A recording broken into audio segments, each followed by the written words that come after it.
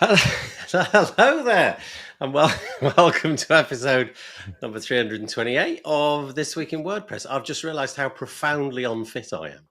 I went to get a banana, and during the course of the banana, I must have gone up about 8 stairs. Yeah, exactly that. I've been up about 8 stairs. That's all I did, and I'm absolutely finished. Yes, but they're English stairs. They're much bigger than your average. Yeah, they're tremendously difficult on the legs and heart. The British stairs. Yeah, that's a good point. It's This Week in WordPress 328. Let's begin again. I'm joined as always to talk about the WordPress news from this week. It's a bit like getting around the fireside and having a chat, a bit of a campfire moment. And I'm joined this week by three fabulous people over there.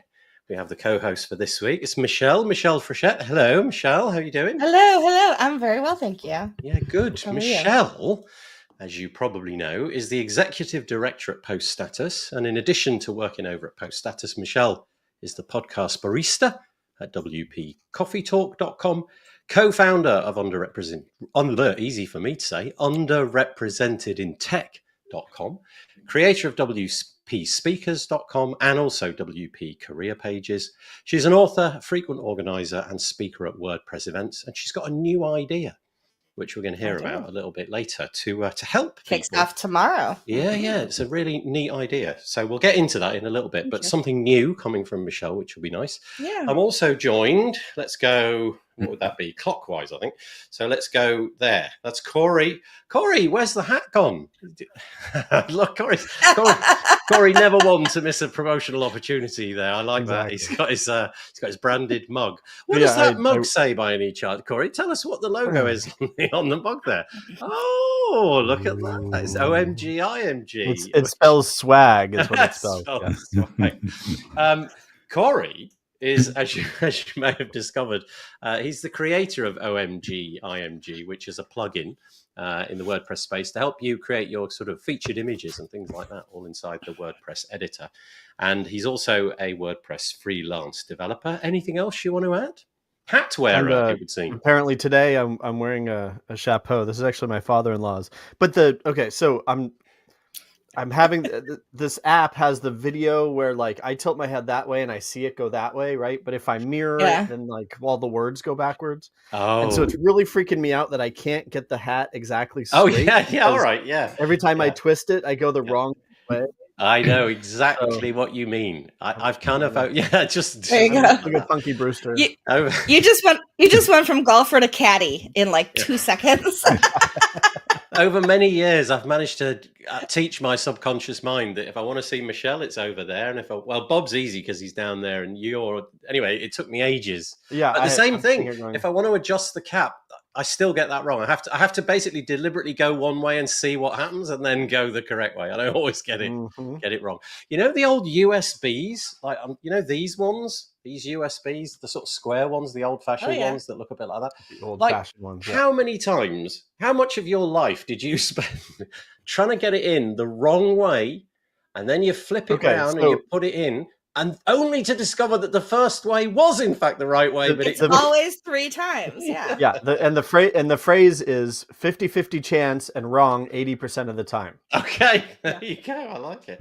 I'm glad I had that prop to hand. That's brilliant. Anyway, there we go. There's Michelle. There's Corey. And finally, joining us from Portugal is Bob. Bob Dunn. How are you doing, Bob? I'm doing good. Very nice to have you with us. Bob is the founder of the Do the Woo podcast. He loves open source and community. He wears a lot of hats, both figuratively and literally. Yeah, honestly, Bob, like your podcast network, let's call it that these days. How many shows have you got now? Let's see. I think it's 13 shows and what is it? I think 28 hosts. I like to joke that I'm the only WordPresser who doesn't co-host one of Bob's shows. Yeah. So if you haven't listened to the bits and pieces that Bob is doing over at Do the Woo, definitely go and have a look, because it's gone bananas with different shows over the years. So there's now basically a show for everything. If you're in the WooCommerce space or indeed the WordPress space, there's a show for all of the different bits and pieces. And have you kind of pivoted then? Has your role become more of a kind of podcast manager, for want of a better word. Yeah, I mean, that's what the intention was, to stay off the mic and put other people there. So Nice. It's come that way. But then I started this. I finally decided I needed to kind of get back into a regular thing. So I started. We haven't started it, but it's called Content Sparks. So I'm going to be co-hosting every month with 4 different people. Ray from the repository, Chris, who does the video, the YouTuber. Okay. And let's see, who else? Derek, who actually works on the project team at Automatic, and Robbie Adair, who's been there a while. So we're going to be, one's going to be more around media, one's going to be around video, one's going to be around AI, and then content management. So nice. Well, if you want to check it out, go to dothewoo, DOTHEWOO.io to find out more. So there we go. There's our panel. If you're joining us today and you fancy making some comments, a few people have done that. Thank you. Appreciate that. So this is Ryan. Ryan's joining us from Influence WP. Hello from Charlotte, North Carolina. Thank you. Max is also joining us. He says from Berlin. We're joined also by Dave. I'm guessing Dave, friendly web guy. Hello from sunny Berkshire, UK. And he has, I don't know why I just need a banana. It's like my crutch these days, Dave. If I don't have a banana when this show begins, it's like folly. There's no point in carrying on. And Cameron is greeting us just with the word greetings, but he's probably in I'm going to say Queensland, because Brisbane is where he normally hangs out. But there we go. And also by Andrew Palmer. If you fancy joining them and you want to get your thoughts and opinions on the show, feel free to do that. The best place to send your friends and colleagues is here, wpbuilds.com/live. Over there, you've got 2 choices. On the right, if you're on a desktop, is a comment box, and it's YouTube comments, so you need to be logged into some Google account. But if you actually click on the video itself, top right, I think in a little black button, it says live chat or something like that. You can click into that, and you don't need to be logged into anything. Just type in your name, and you can give us a comment. So that's quite nice. And who else have we got? Hello, Nathan's going bananas, and ciao, says Jackson from Brighton. Going to feature you in a minute, Jackson, so stick around. That'd be nice. Your face is going on the screen. Fun fact, I haven't lived in Brisbane since 2017. Okay, that is that is a fun fact. Where do you live now, though, in that case? Oh, I feel bad. Some of my favourite people all in one place. This is going to be a good week, says Marcus Burnett. Thanks, Marcus. We're going to be talking about Bluehost in a minute, Marcus, as well. So there we go. Okay, let's get stuck into it, shall we? So we are a WordPress podcast, so we're going to talk about the bits and pieces going on in the WordPress space for the last week. Let's start here. This is our website, wpbuilds.com. We produce 2 podcasts each week. You can find them by clicking on either the WP Builds article or the This Week in WordPress place as well. And they're both archives of the different shows that we're doing. You're watching This Week in WordPress or listening to it now. And the WP Builds podcast, well, that's a podcast that we put on each week. And I interview somebody in the WordPress space. And, it just goes on, doesn't it? It's like never ending. 415 episodes we've got so far. The latest one is with Sir Tim Nash. He's not really Sir, but in my book, he's Sir.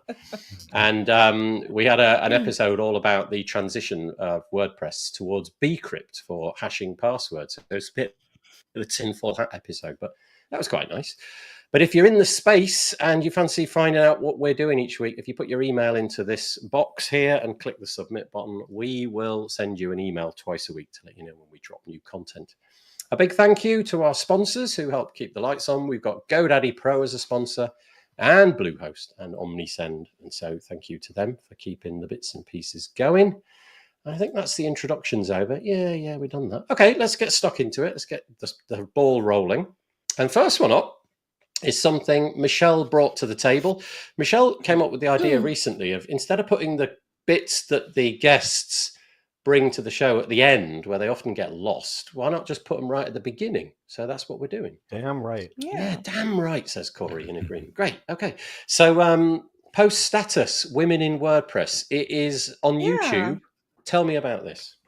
Yeah, so first of all, if you would refresh, you'll see that I fixed all the titles so they match now. But before somebody comes at me and says, "Hey, I know, right?" Yeah. So March every year is Women's History Month, and then also includes International Women's Day. And I thought, why not interview some women in WordPress so that the community can find out how fierce, how strong, how many, that kind of thing. And I assumed I'd maybe get 10 or 15, and you only see 4 on there right now because I'm still in process of uploading. But I've had over 50 women reply to me, and I've recorded very many episodes of this. They're anywhere from 5 to 12 minutes long. I'm usually about 5 or 6 minutes. And it's just, I ask the same questions, same 3 or 4 questions to every woman, and they give me their answers. And I have interviewed now at least one woman on every inhabitable continent in the world. So it's these women, they're blowing my mind. We are even fiercer than I anticipated as far as a force to be reckoned with, underrepresented groups. And so rather than do this through any other means, I wanted this to be part of Post Status. I was only putting them out on social, and then I thought, no, this needs to be a series on YouTube. So I've been adding them to YouTube. And I have 2 more going out today and about 40 more coming. So it's just, I've been so overwhelmed at the wonderful response. So many women that I've never met. I have no idea who they were, and they answered the call. People shared it. I had nobody from the African continent, so I used Marcus's WP World and went on and did a little search through all the people that were there, connected with one person who connected me with more. So now I have several women from the African continent as well. It's just, it blows my mind. So this is going to be more than a monthly thing. This is going to carry me throughout the whole year, and I want to continue to tell the stories of women in WordPress, including trans women, by the way. I've also interviewed 2 trans women. So this is all inclusive of all women in WordPress. Nathan, you are muted, Nathan. Quite right, I am. Sorry about that. I was muted, yeah. That was weird. I don't think I did that. Okay, anyway, who cares? Did you only put it onto YouTube? I say only. Is that the place to find it, or can I search for that in a podcast player of choice as a sort of, would it be part of the Post Status feed is what I'm asking, I think. It probably will be at some point. I just have to figure out how we do that, because I do a lot with podcasting, but the feeds is something that's really perplexing to me. Well, Bob's all over it. He can school you in that when we finish. I'm sure he's got 13. We do. They do get picked up and put through on our RSS feed, so these are not on our website yet. So I imagine once they are, then that will happen there too. But at the very least, they're on all our social medias. We have. I'm publishing them across the board on our social media channels. And then also, again, this playlist in YouTube. Well, as you can see, Max is saying it's a really nice project, really great project. That's great. Thanks, and Max, I will put the link in the show notes. So because YouTube always has horrible URLs, doesn't it? So it's just a string of pseudo-random letters. So go search how do you for pronounce that one, Nathan? Say again. How do you pronounce that URL? Okay, this one is no. Yeah, that would be fun. If you go to Post Status's YouTube and you go to playlists, there is a playlist Women in WordPress. Let's go with that. That's the easiest way to find it right now. But yes, if you would include it in the show notes, that would be lovely. Okay. Thank you. Great. Okay, so there we go. There's our first item, Post Status Women in WordPress series. 4 episodes at the moment, and I'm looking at them, and something that appeals to me is you've gone brief, haven't you? Rather than doing like the whole hour-long thing, which is what I often do. Yeah. You've gone for the sort of sub 10 minutes, which is quite a nice little sweet spot. Yeah. Yep. The reason is I wanted them to be consumable on social media. And if they went very long, they wouldn't be. So the whole idea was I was just doing them through social, anticipating a small amount of people. But with this many women, I decided we're still going to keep them brief, but they're going to be a YouTube playlist as well. Okay. Okay, well, go and check that out anyway. So I will just press on if that's all right. So Yeah, I'm going to mention the next thing, which is this piece. This came out on make.wordpress.org. There's quite a lot of news in the accessibility space. I've got another piece in a moment. In fact, there's a few bits, including the CloudFest hackathon. That's got some accessibility news, which we did cover on a bit last week. But this is Joe Dolson, who writes accessibility improvements in WordPress 6.8. Honestly, I started reading it with a mind to putting the highlights into this podcast. And you can see I've sort of highlighted bits in yellow here, there, and everywhere. And then I just basically kind of about there, I thought, whoa, no, it's just too much to mention it. So what I'm basically going to do is I'm going to push everybody in the direction of this article. If you've got any interest in accessibility and the WordPress core project, then go and have a look at this. So 6.8 dropping, real soon. And the amount of work which has been done, not just by Joe, but anybody else who's contributed from an accessibility point of view, it really is a lot. So there's lots of little line items, some of them more impactful than others. So there's lots of things been added to core. These are all the bits and pieces that have been added to core.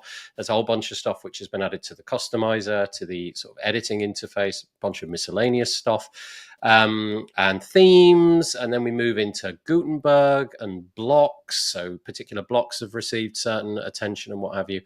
Anyway, what I basically drew from this is there's too many bits and pieces to mention, which is phenomenal. I think we can be very proud of the team for doing that. But also, this is just it's an ongoing thing. This will probably be a job of work that never ever ends. But it's really nice to see that there's a whole bunch of people working on that. So that's really all I've got to say. I don't know if Bob, Michelle, Corey, you've got anything to add to that. If so, dive in. Happy to see it. That's all I'll say right now. Yeah. Okay. Yeah, when I was doing my homework, this pretty much took up the entire amount of it. And I was looking at the There's links. a lot to see. Yeah, and some of it, really impactful in certain ways. And again, I could mention particular things, but no, I just won't bother. But loads and loads of sort of quality of life things that you may not notice, but are just being added into, I don't know, like the text that a screen reader might read out inside the admin UI, just to make it slightly clearer to somebody who's trying to interact with a setting, for example, or some aspect of the block editor, just to make it easier to understand what's going on, as well as much more profound things, which really, make it better for the website on the front end as well. So once more, accessibility improvements in WordPress 6.8 by Joe Dolson on make.wordpress.org. Sticking with Joe and I have started a show. We're 5 episodes in, I think 5. Hang on. Yeah, here we go. We're 5 episodes in. We came up with the most breathtakingly original name. We called it the Accessibility Show with Joe Dolson. Where do you come up with this stuff? I don't know. I had a real moment of epiphany. Yeah, I think I took some LSD or something and just real Zen moment. Maybe you should. Yeah, that's right. yeah, okay. And came up with that title, but it does what it says on the tin. It's Joe Dolson talking about accessibility, and each of the shows that we've had so far has been Joe finding a particular thing inside WordPress, so navigation menus, pop-ups, cookie banners, that kind of thing. But we decided to go a bit different this time around because I don't know if you've been following on YouTube, AI and WordPress is a pretty big thing. Like people trying to make things, use AI to create a website, use AI to create a SaaS app, those kind of things. And Jamie Marsland, a few weeks ago, decided that Jamie Marsland, if you don't know who Jamie is, he's the official WordPress YouTuber.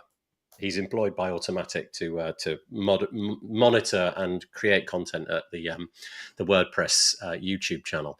He created a video in which he took his personal website, so jamiemarsland.com, and went through AI to do that. And he used WordPress to contain the content, and he used a system which I confess I've never used because I don't basically use any AI, called Lovable, which is all the hotness. I think in Europe it's a European thing and it's growing at some astronomical rate. And he put the website out, and during the period where he was talking to the AI and asking it to do things, he specifically said, make it accessible. So I thought, would it be interesting if we see if it's accessible or not? And so, with his permission, I got Joe to go through the website and see if it was accessible. What do you reckon? Thumbs up, it was perfectly accessible. Thumbs down, it had things that needed fixing. What do you reckon? There's AI. almost never. There's never such thing as perfectly accessible. No. So I'm gonna give it a thumbs down. Yeah. Well, okay. I'll give you a bit of a thumbs down. It was interesting. It wasn't terrible.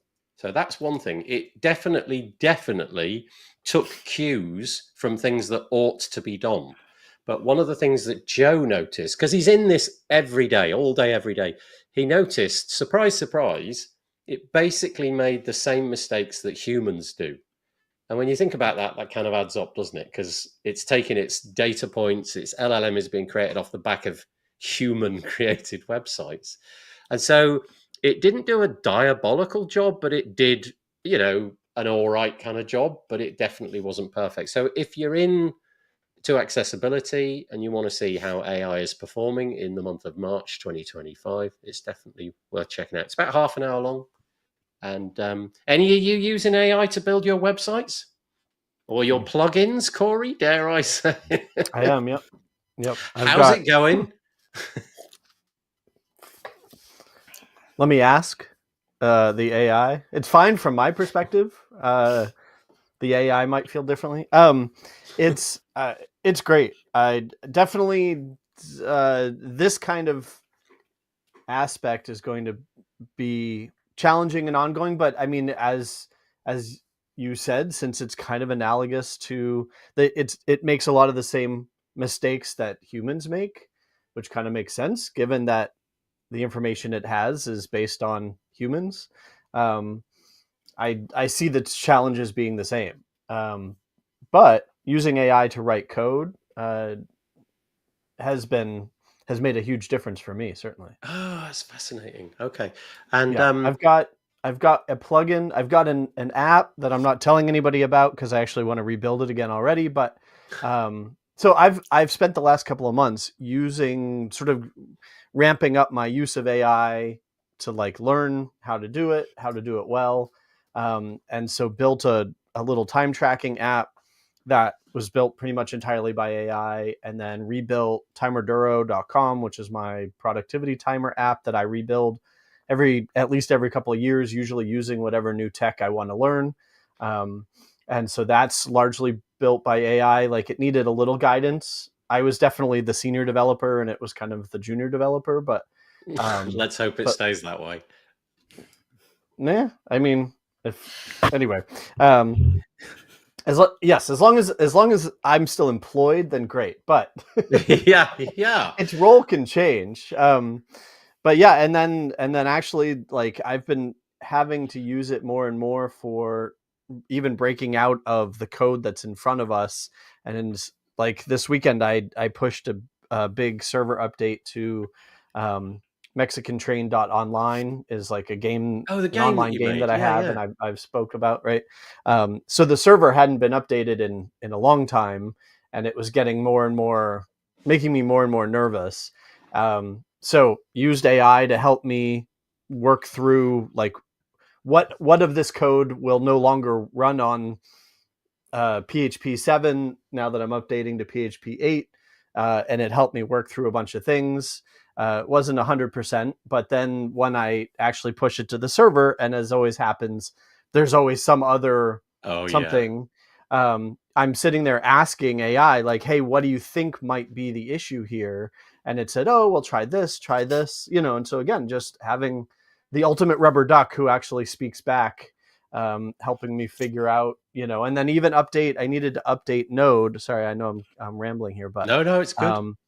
So I'm in an editor where I've got PHP and JavaScript in front of me, but I'm talking to the chat in my IDE saying, hey, I need to update Node on the server. What do I do? And it was like, here are your commands, and it failed. And I'm like, nope, didn't work. Here are the errors. It said, okay, let's run this to uninstall it and reinstall it, and then do this and this, try this. Like, I mean, we had to try 8 different things. And this previously would have been me Googling and Hours, right? and copying and pasting, Yeah. and or jumping into the development post status channel and being like, somebody help, and we muddled through it.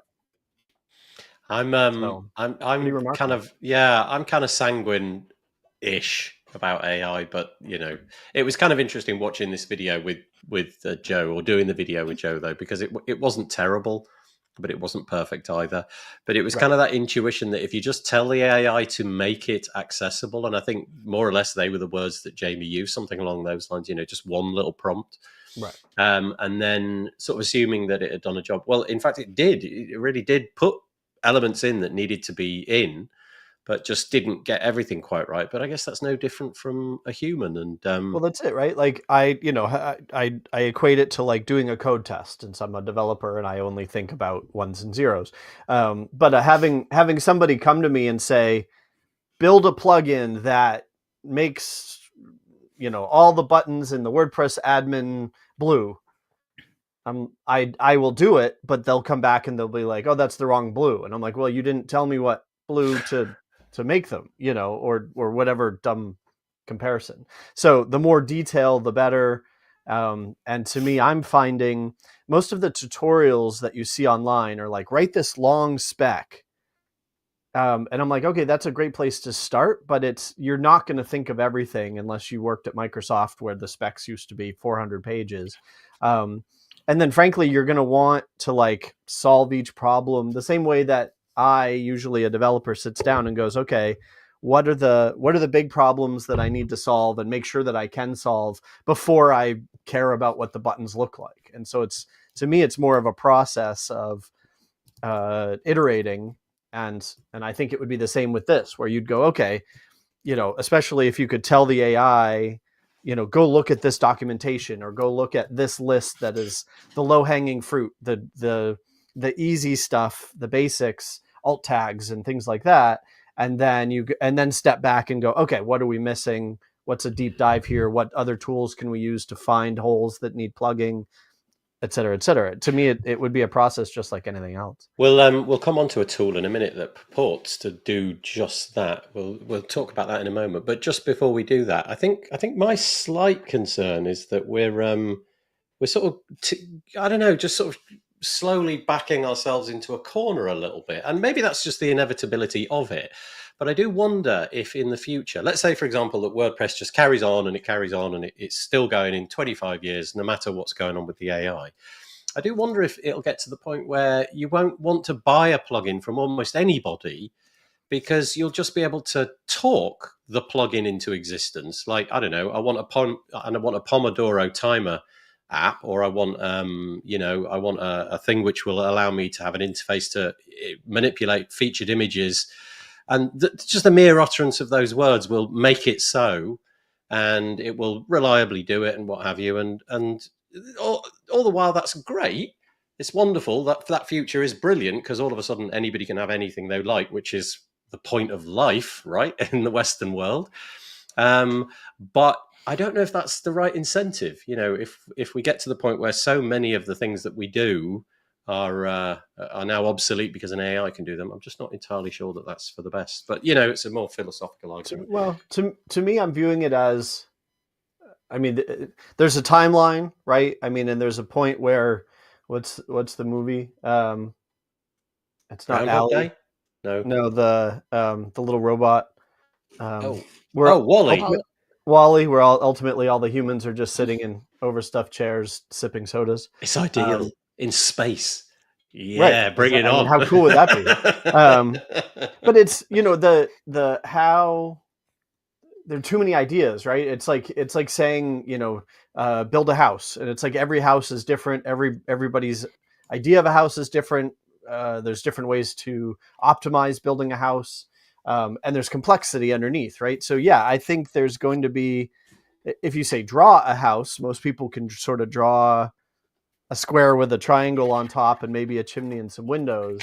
You can solve the easy version, right? But the hard problem is probably always going to take at least opinion. And so I think it's us working with AI to build this stuff. And then down the road, ideally, honestly, what you just said is true in that like a quote unquote simple problem, like, but I mean, you'd still have to give it guidance, right? A Pomodoro timer, what, in the real world, in the browser, in WordPress, you know, on your in Mac OS, ... right? But given a few choices, ideally it solves it. And then in theory, we get to move upstream to solve the more complex problems. Like, okay, I want a Pomodoro timer combined with, you know, the time tracking that I do, but also remind me to go eat meals, but also plan all of my meals. And then ultimately build me a chair that floats in space and a never-ending supply of soda. You know, but it's like, I think that I'm optimistic, right? And that it helps us move upstream to solve bigger and harder problems more easily, more readily. And or, you know, maybe we can actually get back to just thinking about the philosophy of things if tech is done for us. I mean, that's the ideal, but then there's the other, what's the idiocracy, where we all just consume reality television. Yeah, I mean, it's WALL-E, isn't it? Could go we either all way. end up sitting on a chair in space. Doom scrolling. You know, few comments built by AI. Yeah, that's right. A few comments around that. So let's go back. Oh, by the way, Cammie's saying that she gets to see Bob twice today. That's quite nice. I don't know if Bob knows that you're seeing Cammie twice today. Yeah, I am. I do know that. Okay, good. She's very optimistic. Yeah. Okay. AI, according to Dave, seriously, you can't figure that out yourself? Okay, try this. Yeah, that's kind of... I always get the apology from the AI whenever I use AI and it does something wrong and it doesn't work. It just goes, oh, yeah, of course. Yeah, okay, well, let's start again. And it's a very, very sort of polite way of dealing with it. Max says he's been using AI for every day for years. Completions, discussions, planning, etc. But only recently completed his first full vibe coding Tory app, which was fun. James Lau, hello. A lot more power to the developer if you can master it. I don't see the difference. It's like having Stack Overflow or the equivalent at my fingertips. Instant results over reading through comments and finding the correct answer. Maya is joining us. She's just saying she's here. She's on the mobile because the internet's not working where she is. Max, again, had a similar story, I guess, to what... Corey was just saying, it helped me set up notarization for app building on Mac OS and all the signing stuff for my Tory app. It was great. I haven't visited Stack Overflow for ages. And keeps going. That was nearly impossible. Sorry, Nathan, that is nearly impossible today. Nearly possible today already. Instant apps. On the other hand, there will be new frontiers. Typesetters are obsolete. Yeah, good point. And nobody wants to give up DTP to go back. What's DTP? What's that acronym mean? DTP. I don't know. I refuse to Google acronyms anymore. Yeah. Okay. Yeah. Just do AI. AI. Yeah. Exactly. It was almost do the woo, but not quite. People could cook, but restaurants are still semi-busy, as there are enough that people want them to do for them. Yeah, that's true. Do you know? It's interesting. I do wonder if high-paid jobs will be manual jobs in the future. I do, like if you're a plumber, for example, or I don't know, or you work in a restaurant or something like that, something which really sort of probably has elements of automation in it, but not likely. I do wonder if they'll become much more valuable skills because they, the AI cannot do it. So curious. Typically, writing code has been a very well-paid job, hasn't it? But I do wonder if that is going to sort of go in the opposite direction as the AI takes over. I think we always escape to this argument that we'll do difficult, more complex things. Will we, though? I don't know. Right. Let's find out. Corey, can you explain quantum physics for us? I don't know why he wants you to do that. Have I missed something? The concept that I've now moved on to higher philosophical thinking. Oh, I see. Since, okay. I can't be bothered to actually write code anymore. Yeah. Just do quantum physics instead. Courtney's joining us. Matt did want WP on the moon. Maybe this is how we get it there with soda. Idiocracy is my favorite movie of all time. And then we got a few hellos. Oh, desktop publishing. DTP, okay. Yep. Interesting. But you see, Max, I think we've always had the opportunity to escape to things that the machine or the thing can't do. So in the Victorian era, where we had the Industrial Revolution, all of a sudden the technology enabled the machines, if you like, to lift the heavier thing. And so the human body was no longer needed for those difficult, heavy lifting things. So we escaped to the sort of blue collar, white collar work, if you know what I mean. Thanks, Corey. That just sums it up nicely. And but if the human brain is no longer the thing that we escape to as the thing which is, you know, the immutable human thing, where do we go? And it is obviously into a big chair in space. That's now Clearly. One chair for everybody, though. Yeah, like, it's a we hell don't of a each chair. get individual chairs. Okay. It's like one big love seat. Okay, one big love seat has got to be the title of this show. One Yes. big love seat. That's great. We've got it. Unless somebody comes up with something better, that's going to be the title of the show. Anyway, there we go. So go check it out. I was talking to Joe Dolson, and we started this conversation talking about accessibility and AI. Oh, that's right. That's how we got here. Yeah, gosh, we always get here in the end, don't we? The AI conversation. Speaking of accessibility, this popped up on my radar this week, and I'm not entirely sure I'm going to hit the target on this. Perhaps if Miriam or somebody from Elementor is watching, they can give me the heads up. But Elementor, I've got 2 pieces from Elementor this week, and it used to be that Elementor was literally mentioned on this show every week for months and months on end, and we haven't really mentioned them in ages. But this is something new that they have introduced, but it's nothing to do with their core offering, their page builder. It's a new product, it seems, and it's called Ally, A11Y, you know, but it's spelled Ally, A-L-L-Y, and it seems to be a web accessibility tool. It's free to use, although I'll just scroll. It's not entirely free to use. You know, there are tiers. If you want to go for the free version, you get a certain amount, like 1 website activation. And then you can pay in different tiers for more things inside the, I guess, plugin. And really what they're trying to build is a tool to help you with accessibility on your website. It's being built out in 4 phases. Sounds like the block editor. But we're in phase 1. And that is this sort of usability widget with an accessibility statement. So it's going to try to help you create an accessibility statement for your website, but also give you this widget, which will make some suggestions as to what you can do. Coming down the pike from them will be a scanner, so that it will go through and detect things on your website. So it's not just about that education piece. It's more, here's the education, plus here's what we've spotted on your website, which needs fixing. Phase 3 is going to be, I guess, remediation. So I presume they're going to try to fix the problems for you, presumably with AI, and then future phases, who knows what they are. They're just called future phases. So yeah, there you go. I don't know if anybody wants to comment on that, but that seemed a bit left field to me, Elementor doing something like that. But I suppose it's just pleased to see it. I mean, they've got reach, they've got power, like voice, they've got devs, they've got a community of development behind them. So I love that they're championing this. That's too big of a word, but I'm glad they're putting this to the forefront anyway. Bigging up. They're bigging up. That's a misuse of that phrase, but Darn it. They are okay drawing attention to it, and that'll do. And taking steps. We'll go with that. I don't know if this is allied to. Ooh, see what I did there? I did. Yeah, that is not a big word. I was able to use that one.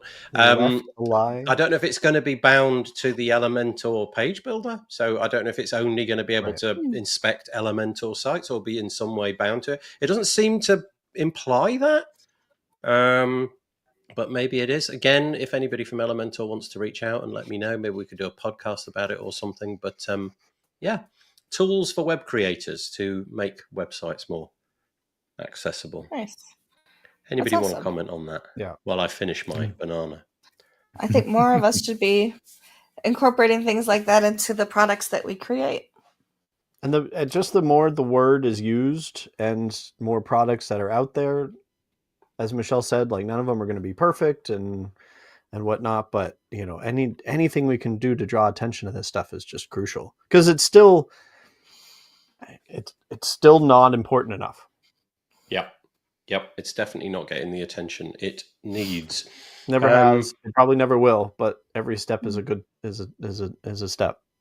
Yeah. Mm-hmm. Okay. If nobody's got anything else to add on that, we will move on quickly. Thanks. Yeah. All right. Okay. This is a bit of self-promotion. Apologies. I've already promoted WP Builds, but I'm promoting It's Back. I sound like Dumbledore or something. It's the Page Builder Summit. We've had 7 versions of it in the past, and we're doing the 8th version. It is at the ingeniously titled URL pagebuildersummit.com. See how good I am at these brilliant, pithy names? Pagebuildersummit.com. And if I say that loads of times, I'm going to somehow drill it into your head. Pagebuildersummit.com, pagebuildersummit.com. That'll do. I've probably done enough there. And if you go there, you can join the waitlist. And if you fill out this form, we'll just keep you updated when all of the announcements about it drop. If you scroll down, you'll be able to see who the speakers are that we've confirmed thus far. I think we've got 35 already organized, something like that. It's amazing. Yeah, and more to come. But you can have... Look, there's David Wormsley, my good friend David Wormsley. I managed to coax him. I had to literally wrestle him to the ground and threaten to beat him up. But he's back, which I'm really pleased about.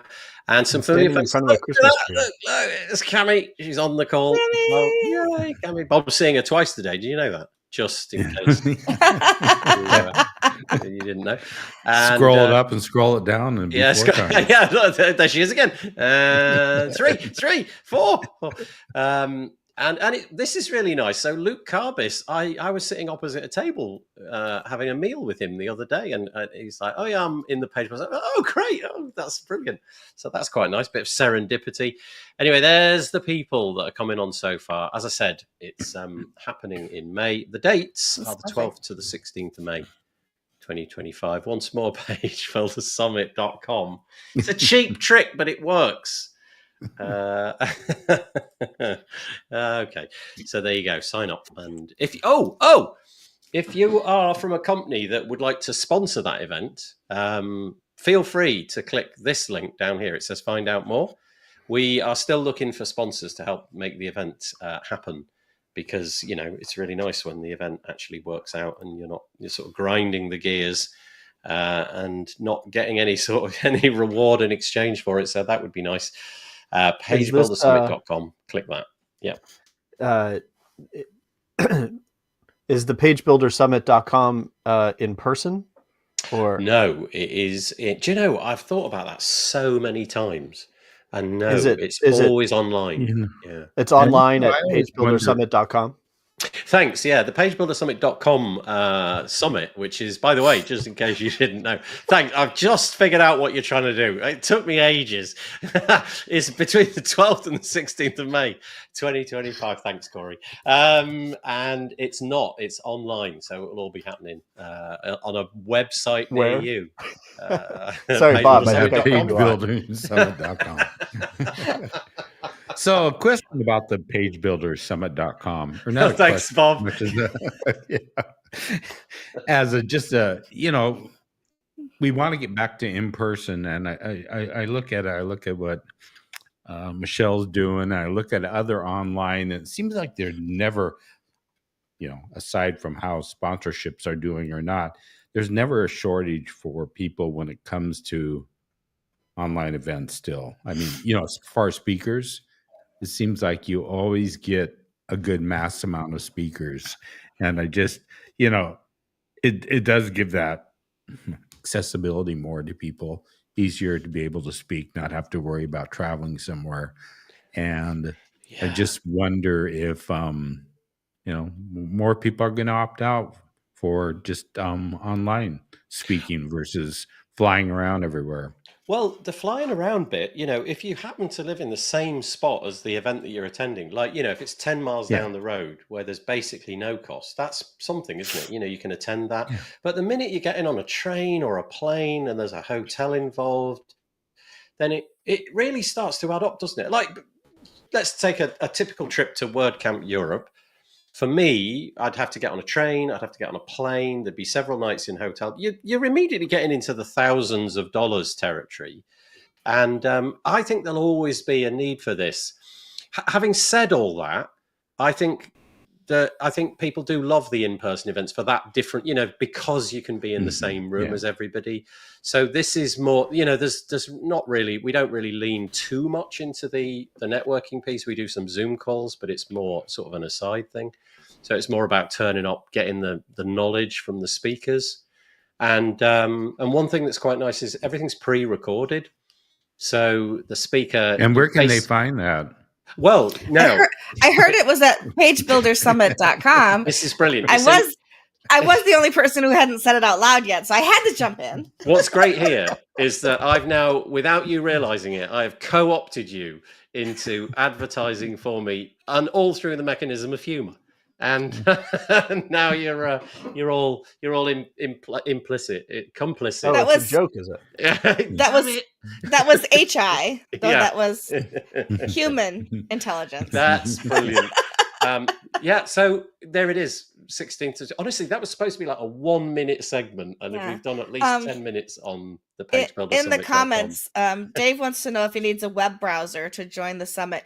You do, Dave, because it is at pagebuildersummit.com. Yeah, just in case you were thinking you could go to any other website URL apart from pagebuildersummit.com. You can't. You know what? I'll call him and then just put my phone in front of my computer. And then he can just listen. Yeah. This is perfect. So if you try to go on an aeroplane to the pagebuildersummit.com event, you're not going to succeed. You can get as many hotel rooms as you like. It's not going to be... Well, no, you could. You can. You could do that. You literally can be anywhere to the town. Oh, that's great. Oh, why didn't you say it was online only? Okay, I should have tried harder. Corey's got his hand up.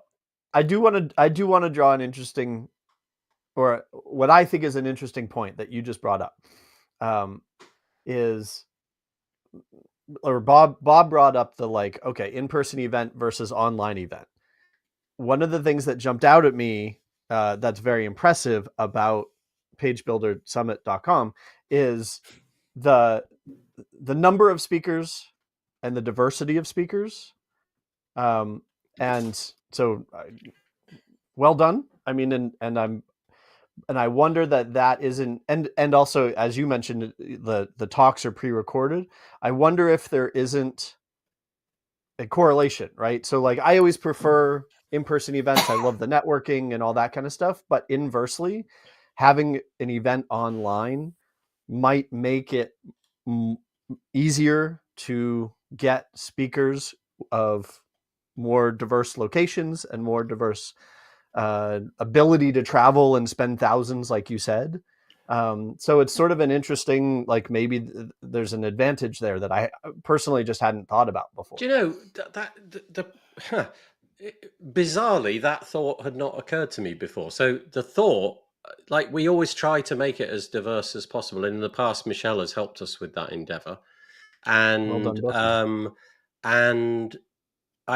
so we've tried, but I hadn't really joined the dots between an online event and an in-person event. And I would say it is easier to create a more diverse online event because really all you've got to be able to do is submit a video and have something interesting to say. You don't need to be able to dig into your pocket for a hotel, a flight, a visa. So that's an interesting point.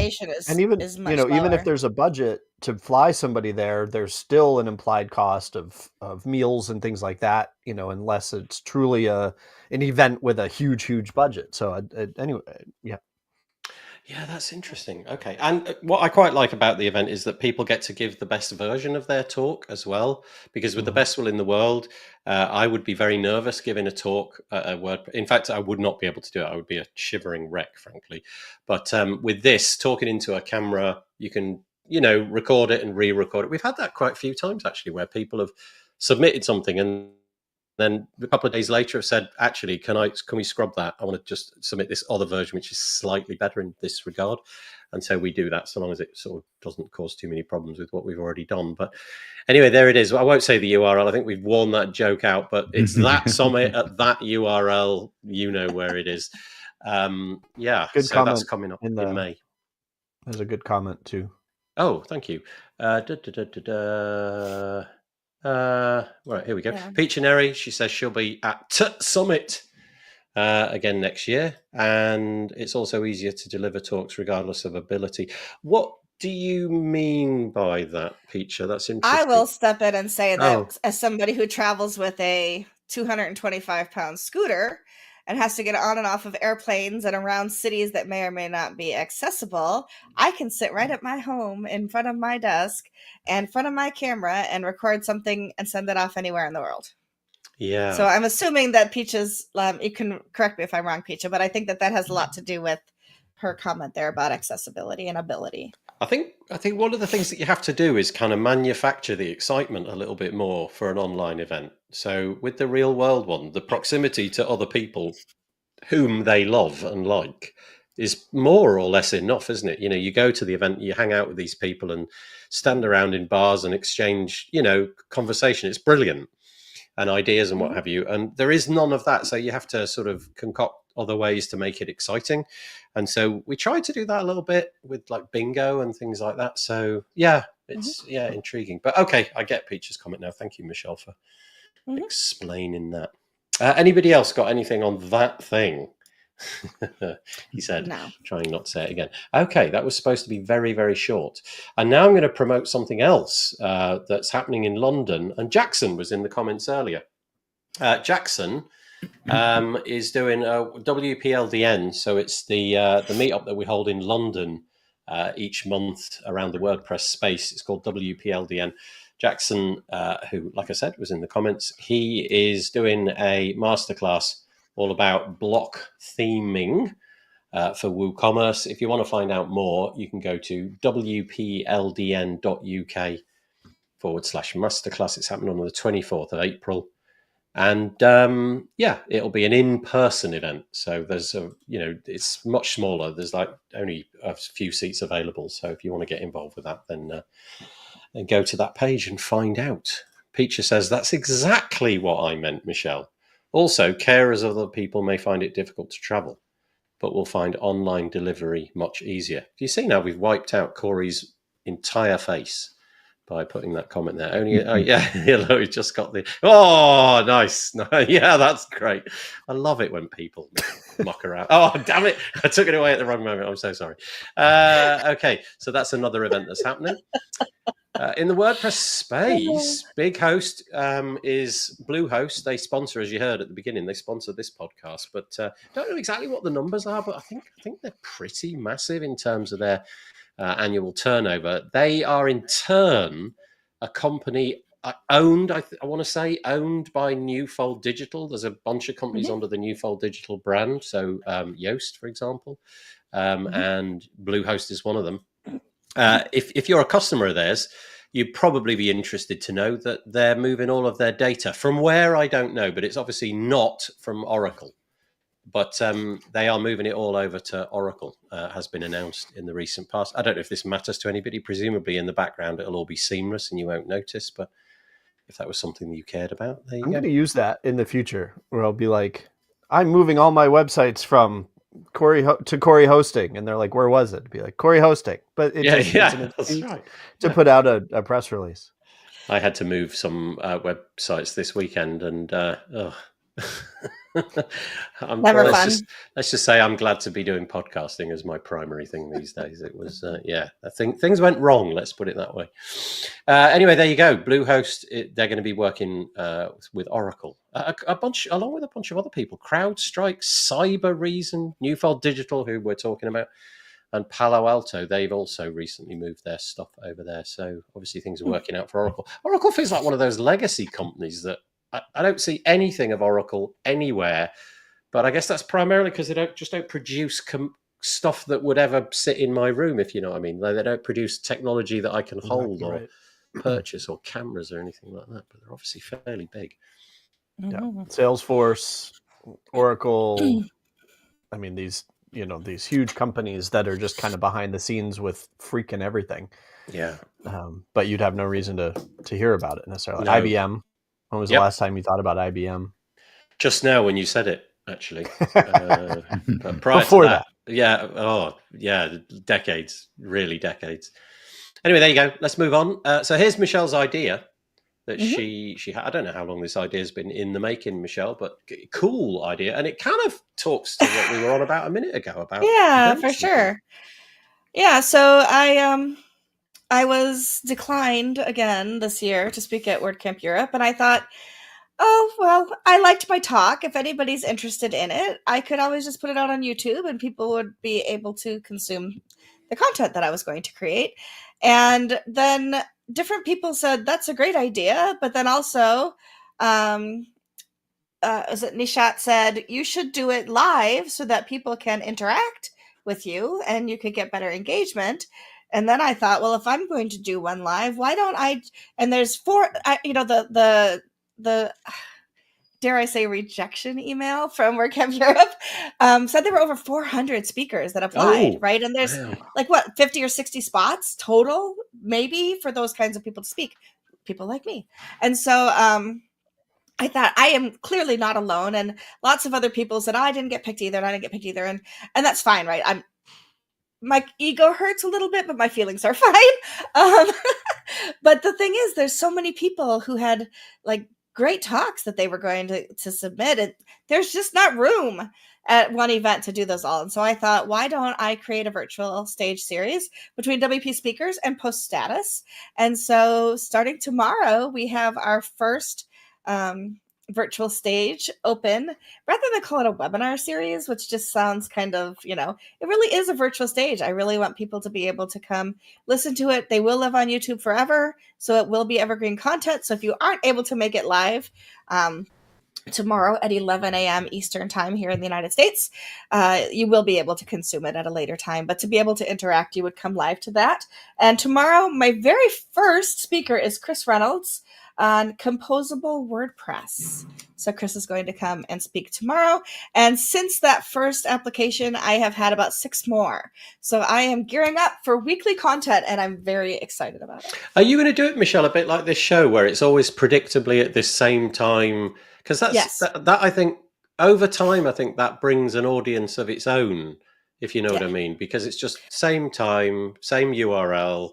And if you were to do the same thing, right. Yeah. Also, like, my schedule needs some predictability to it. So I needed to be able to do something like that as well. And I know that there will be people that say we can't attend at that time. I am one person, and to be able to do a speaker series like this, I need to be able to be on my game. And so maybe in the future we'll offer another time for people on the other side of the world. It's a possibility. The inability to pay more people is where I right now am stuck with. I don't want to say stuck with, it sounds terrible, but and an inability to bring other hosts into it. But at least to begin now, for the first few months, it'll be this one series at 11 a.m. East Coast time in the US.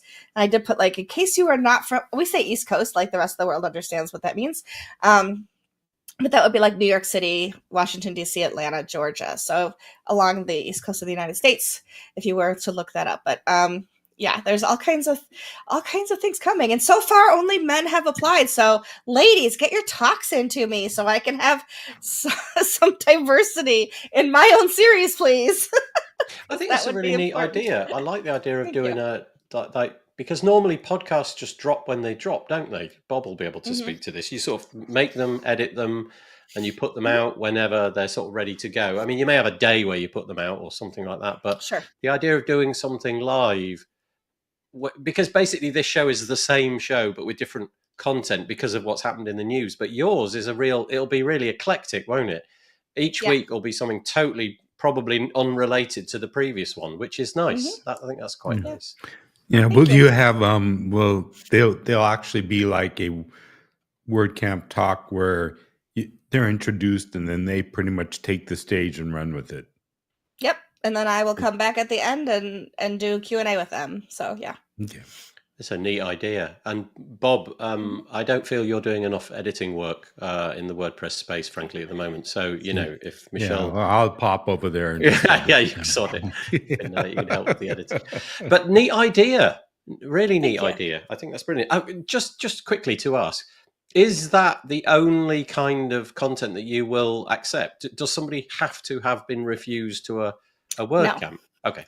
No, I mean, it started out thinking that way, but it does that. I don't want to close it to people. I would love for this to be open to all those people that, like Picha said, are unable to travel to give a talk elsewhere as well. And so I would absolutely not turn anybody away. But that's where the idea came from. Do you have any embargoes around how to describe it? Self-promotion. So let's say somebody's got a talk, but it's basically entirely based upon a product that they've got and pitching it into the marketplace. Do you have any intuitions around that? I haven't put that out so much yet, but I will be vetting every talk submission to make sure that it isn't just purely self-promotional. And if it is, I will talk to the person who submitted that idea to see if we can keep that to the end and actually talk, bridge a gap in the community that people would want to hear more about, besides just, I don't want it to turn into a pitch your idea every week series. Yeah. And if people were to come get the mug quickly, Corey. If people were to turn up and watch it live, will they be able to comment in the same way that they can on this show? It will be broadcast through YouTube. I use StreamYard for that. So absolutely. Nice. Okay. Yeah, absolutely. For Great. sure. Okay. So it should be, I'm really looking forward to it. And I get to meet more people than, that I don't know by being able to host people who wouldn't necessarily, be where I don't know what I'm trying to say. But anyway, I get to meet people I haven't met before. Yeah, that's what I'm trying to say. I know what you mean. That's one of the best things about this show is getting to meet new people. I love it for that reason as much as anything else. I would never have met the three of you, I don't think. Right. Yeah, maybe. I don't know. I mean, I showed up at your house once or twice, so I mean, we had honestly, met technically, but the amount of paperwork I had to fill out with the police for that whole thing was really obnoxious, frankly, Corey. But now we're unlikely friends. Yeah, like a kitten and a tiger. I was sorry I threw those things at you. It turns out it was all benign. And I will say that this series, because it's through Post Status, which is now officially a nonprofit based out of the Netherlands, I will not be seeking individual sponsors for these kinds of things. But if you'd like to sponsor Post Status, that's another story. We can talk about getting your name on some things. But ideally, I'm in the wonderful place of not having to look for sponsors for specific content, which I think is great also. So once again, that is called, let me put it on the screen, WP Speakers Virtual Stage Series. You can find it on the poststatus.com blog. Don't see a date, but it'll be there, I'm sure. And there's the application form if you It's a page, it isn't a post. It's a page, okay. Right. In which case, it'll be in the show notes. I'll link to it in the show notes. Right, let's quickly move on. Just a quick hat tip. If you are in a WordPress community and you would like to become the host city of WordCamp Europe, they've now pushed out the date for the 2027 event. Not the date of the event itself. What I mean by that is normally they do it like a year in advance, but this time they're doing it, well, what's that? We're like almost 3 years ahead there. 2027, they want to nail down the event, and so if you're in a WordPress community that satisfies the criteria, head to europe.wordcamp.org, and again, if you just search around for this piece, call for Host City 2027, you'll be able to see what it is that you need in order to do that. You need a venue of at least, well, several venues inside one venue, if you like. The main area needs to be able to accommodate 1,200 people. Theatre, there needs to be a second area of 400 people, again theatre, and a third one for 200 for the workshops and things like that. That's all in classroom style. 17 rooms of various sizes, so it's not a small thing. And you'll know, won't you, if you're in a community that can handle that kind of stuff. So anyway, there we are.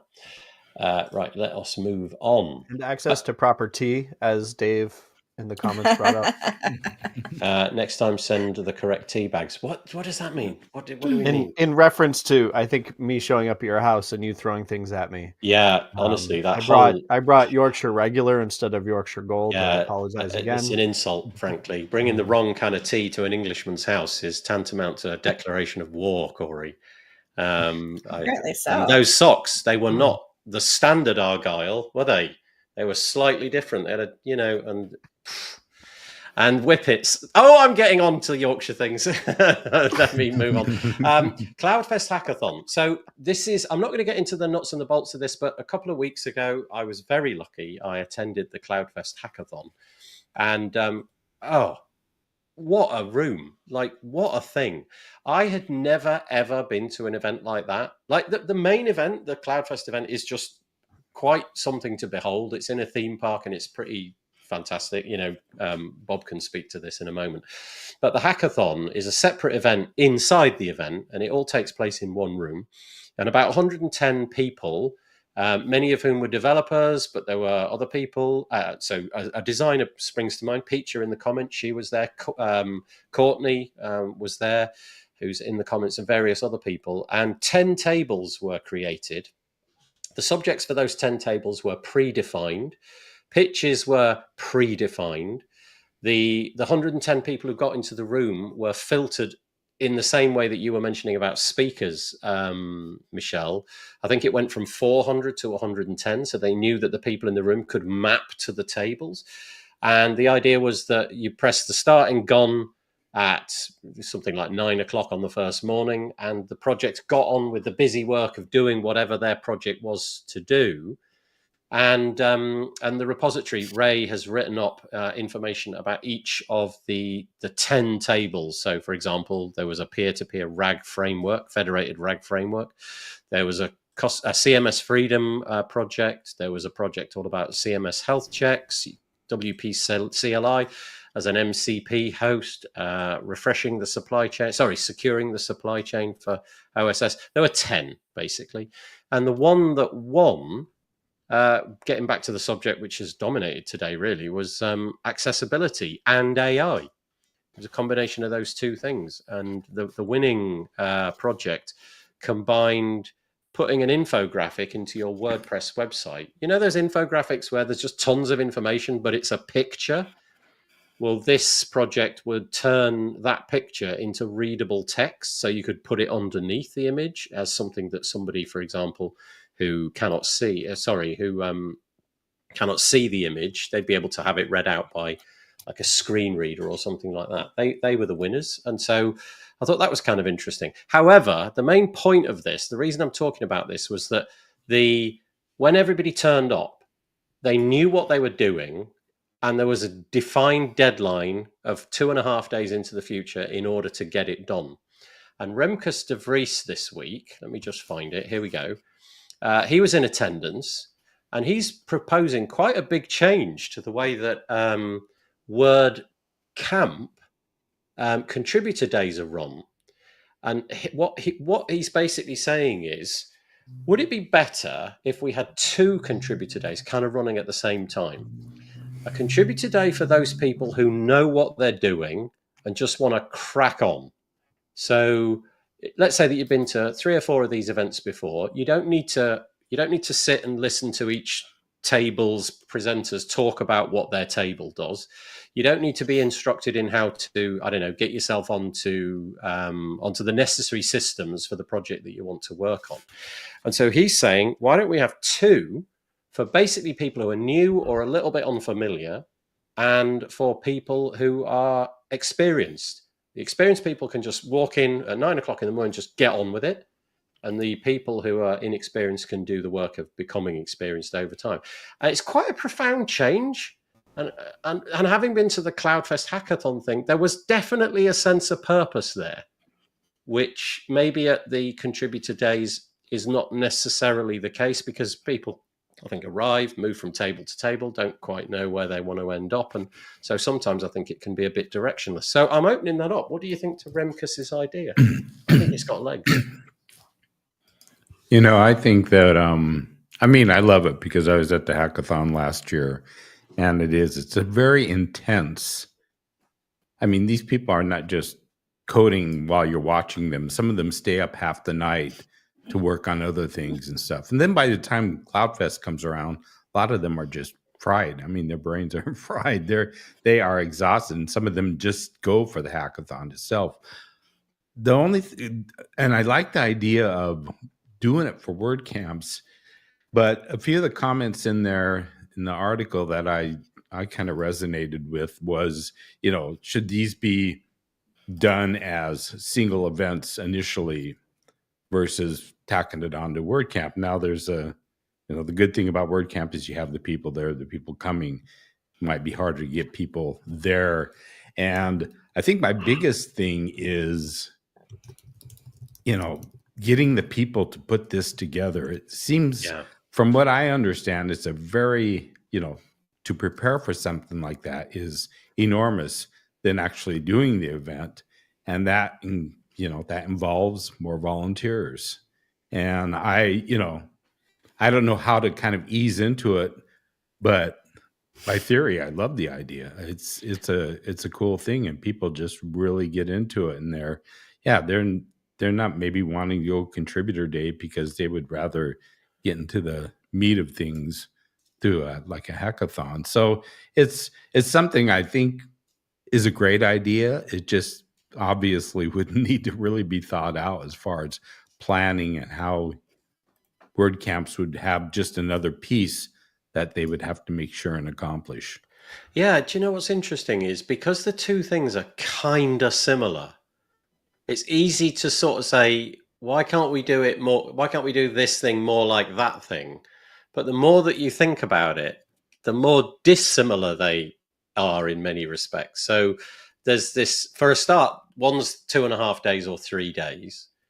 Everybody's kind of brought into the room because it's known what the projects are going to be. And so the organizers already know that, well, that person could easily go over to that table or that table. There's a defined goal. It kind of is the event during that time. So it's not kind of overlapping with the other things.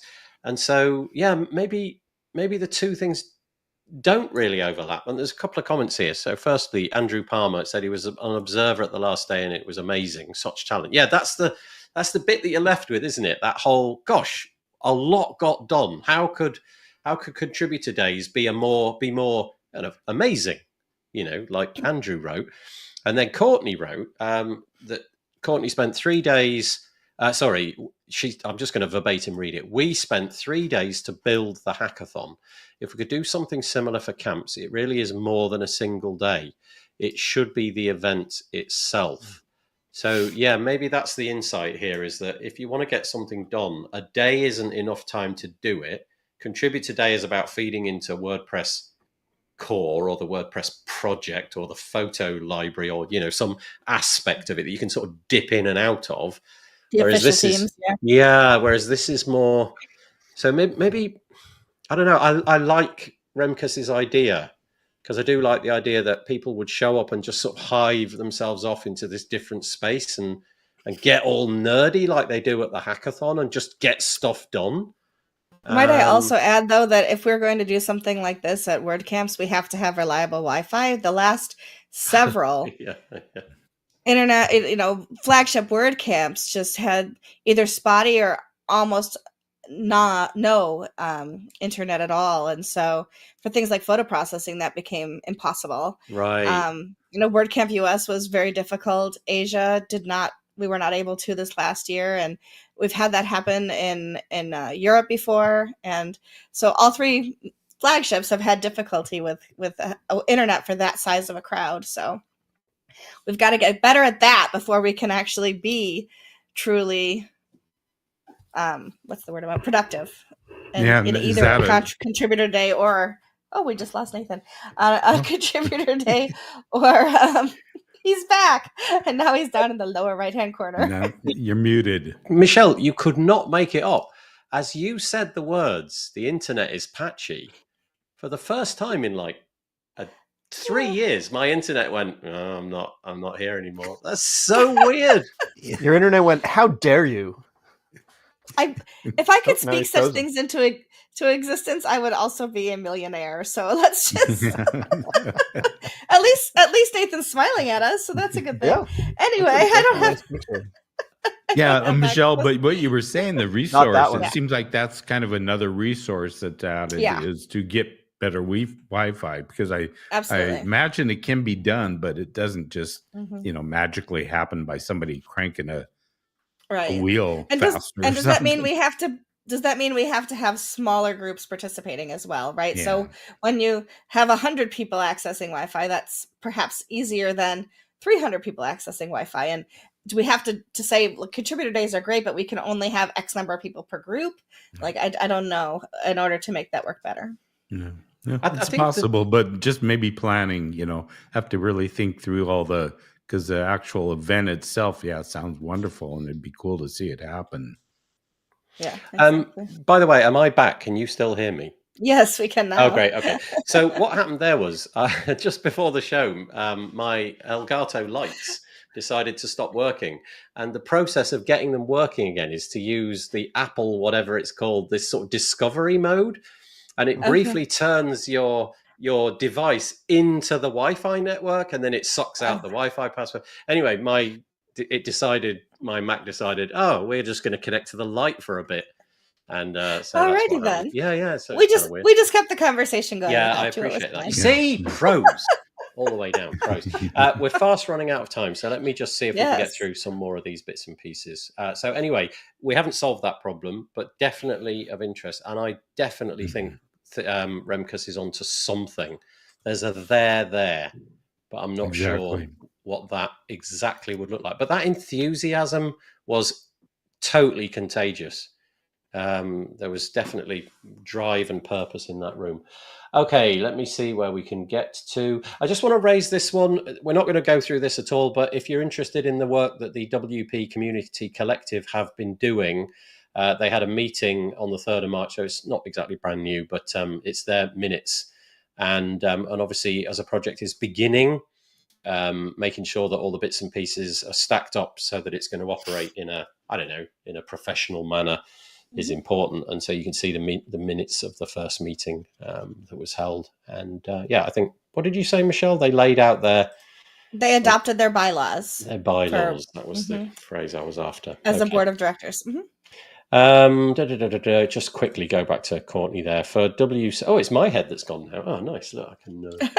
At least for WordCamp Europe and WordCamp US, we found Contributor Day does better when we drop several internet wires for Core, Meta, and WPTV. That spares the general Wi-Fi. Oh, interesting.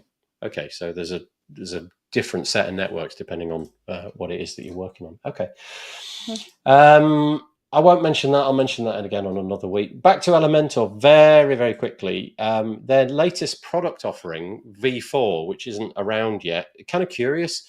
Elementor, very, very popular tool. I mean, honestly, I think it's responsible for a significant amount of WordPress's growth over the last, let's say, 8 years or something. I think if you track those numbers, a lot of it is Elementor and other page builders. They have in more recent times been, what's the word? They've been criticized for having divs within divs, and the structure of their HTML it gets quite complicated, let's say, for the layouts. And so they're taking this on board, and essentially they're going to be leaning into CSS as the first relation, really, for the way that they do their layouts in the future. And it makes you sort of think, well, weren't they doing that in the future? Well, the answer is no. Not as heavily. I think it was divs, and those divs would then receive some sort of CSS. Whereas now all of the different bits and pieces that are on your WordPress website with Elementor are going to receive classes. Those classes are going to govern with the stack and the cascade what happens. It's all fairly obvious, but it's a totally different way of tooling their product in the future. So I definitely worth checking it out. If you have stopped using Elementor, or you are an Elementor user, big changes coming. It's entitled "Why Elementor is Going CSS First: The Vision Behind Editor V4," and I highlighted a bunch of stuff, but there's no time for that. But it's kind of brings it very much in line with other tools. It's certainly block editor tools that have adopted this approach as well. Speaking of which, I'll just quickly do this. Speaking of CSS, I'm running a podcast with the venerable David Wormsley, who's at the Page Builder Summit. I'm not going to say it. And thank you. That'll come out well in the transcript. We started a podcast about a year ago, all about exactly that, about leaning into HTML and CSS, just those things for your website. It's called The No Script Show. And if you want to follow us over there, I think we're sort of 17 episodes in.